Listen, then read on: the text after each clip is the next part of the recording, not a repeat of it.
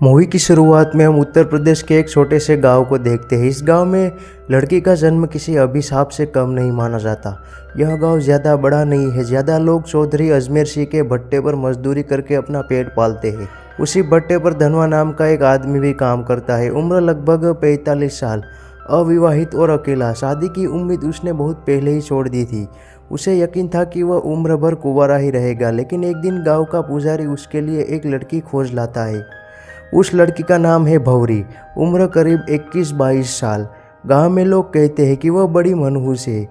वजह भी अजीब है। अब तक उनकी 3 बार शादी तय हुई, लेकिन हर बार दूल्हा मौत के मुंह में चला गया। एक की मौत तो मंडप में ही हो गई, दूसरा रिश्ता कभी मुकाम तक पहुंचा ही नहीं, और तीसरा तो सबसे दर्दनाक, शादी के दिन ही दूल्हा घोड़े से गिरकर मर गया। भौरी की शादी में आई खास 5 लोग उनकी कहानी असल पर खोलते हैं। पहला है चौधरी अजमेर सिंह, गांव का सबसे बड़ा जमींदार और रोजगार दाता। दूसरे है उसका मैनेजर सौरव, जो पहले मजदूर था लेकिन अब चौधरी का खास गुंडा बन चुका है। मजदूरों से हफ्ता वसूली करना और उन पर दबंगाई दिखाना उसका काम है। तीसरा है गांव का पंडित, धर्म के नाम पर ढोंग करना, पैसों के लिए तंत्र मंत्र रचना और औरतों की इज्जत लूटना, यही उसका असली चरित्र है। चौथा है गांव का दुकानदार, जो उधार तो देता है लेकिन बदले में औरतों के जिस्म पर बुरी नज़र डालता है। और पांचवा सबसे खतरनाक, गांव का डॉक्टर, जिसे लोग भगवान का रूप मानते हैं लेकिन असल में वह इंसानियत का सबसे बड़ा गुनहगार है। भौरी की शादी में चौधरी के 2 छोटे भाई दया और भोपाल भी मौजूद है। दोनों ही अपने बड़े भाई पर गुस्सा निकाल रहे हैं कि उसने धनवा की शादी इतनी जवान और खूबसूरत लड़की के कैसे होने दी। ये दोनों गांव के सटे हुए बदमाश हैं। गांव में शायद ही कोई लड़की ही बसी हो जिस पर उसकी गंदी नज़र ना पड़ी हो। शादी वाले दिन जब पूरा गाँव दावत में मस्त, उसी रात चौधरी के दोनों भाई ने वही किसी ने कल्पना भी नहीं की थी, वह गांव की एक मानसिक रूप से विकसित लड़की बसंती को बहला फुसलाकर जंगल में ले गए और दरिंदगी की सारी हदें पार कर दी। उसके बाद इस डर से कि वह किसी को सच बता ना दे, उसे बेरहमी से मार डाला और लाश नदी में फेंक दी।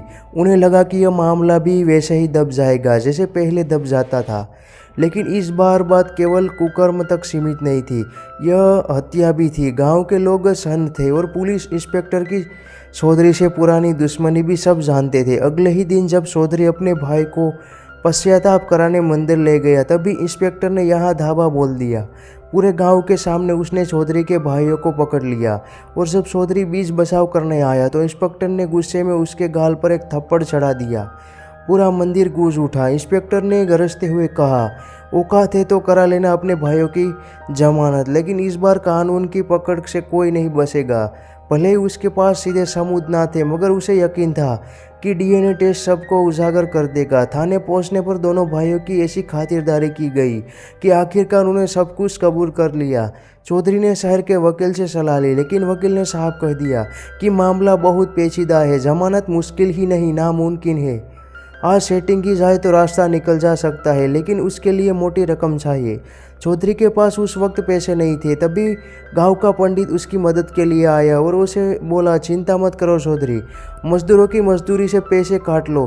300 मजदूर है, हर किसी की आधी मजदूरी रोक लो, देखते देखते रकम पूरी हो जाएगी। और हुआ भी वही, मजदूरों की आधी मजदूरी काट ली गई।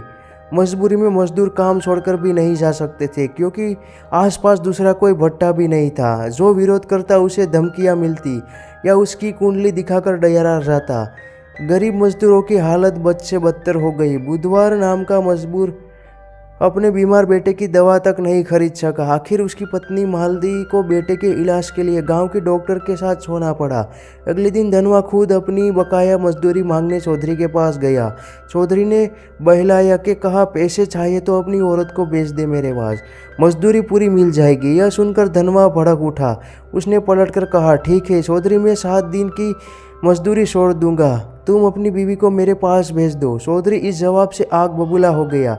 उसने अपने लठेतों से मिलकर धनवा को बुरी तरह पिटवाया। हालांकि वह बच तो गया, लेकिन बुरी तरह घायल हो गया। डॉक्टर ने पट्टियां तोड़ कर दी, पर जांच के बहाने उसे भी वसूली के फिराक में था। घर में खाने तक के लाले पड़ गए। तभी बुधवा की पत्नी स्कूल जाने वाली बच्ची को लेकर पंडित के पास पहुंची।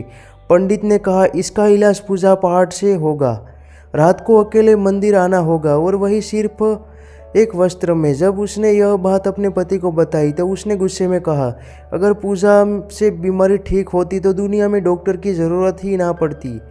पंडित के मन में क्या गंदगी पल रही है मैं सब समझता हूँ।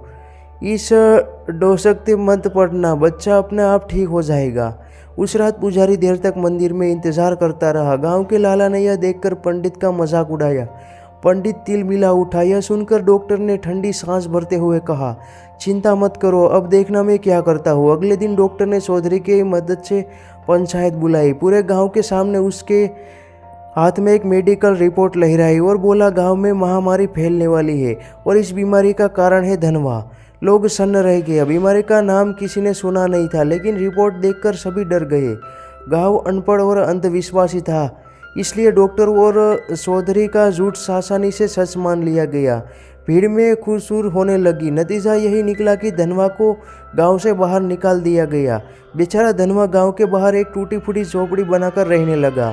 उसने भौरी को भी खुद से दूर कर लिया ताकि उसे भी यह बीमारी ना लगे। भौरी अकेली पड़ गई। गांव में अब उसके लिए जीना और मुश्किल हो गया। काम की तलाश में उसने चौधरी के भट्ठे का रुख लिया, लेकिन वहाँ उसकी जिंदगी नरक से भी बदतर थी। मजदूरों और लेठतों की नज़रें उसके जिस्म पर गिद्ध की तरह टिकी रहती।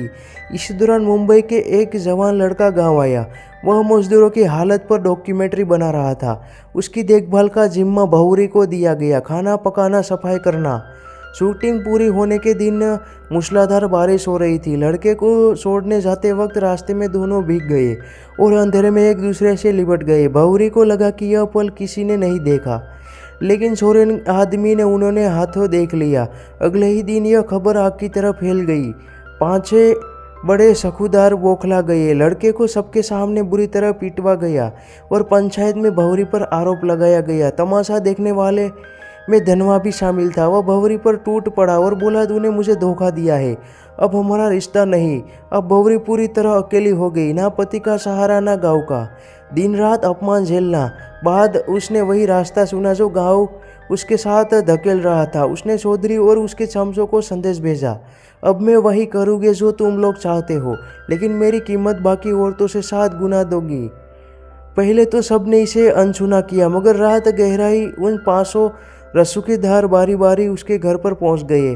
बोली लगनी शुरू हो गई। आखिरकार सबसे मोटी रकम लेकर एक ने भौरी का यह धंधा शुरू किया और यहीं से गांव की हवस की भूख भीड़ टूट पड़ी। भौरी अब गांव की लानत नहीं, गांव की सबसे महंगी औरत बन चुकी थी। डॉक्टर से लेकर पुजारी तक, चौधरी से लेकर मजदूरों तक, हर कोई उसके जिस्म का सौदा करने लगा। जो औरत अपने अधिकार के लिए लड़ सकती थी, वही अब पूरे गांव की हवस का खिलौना बन गई।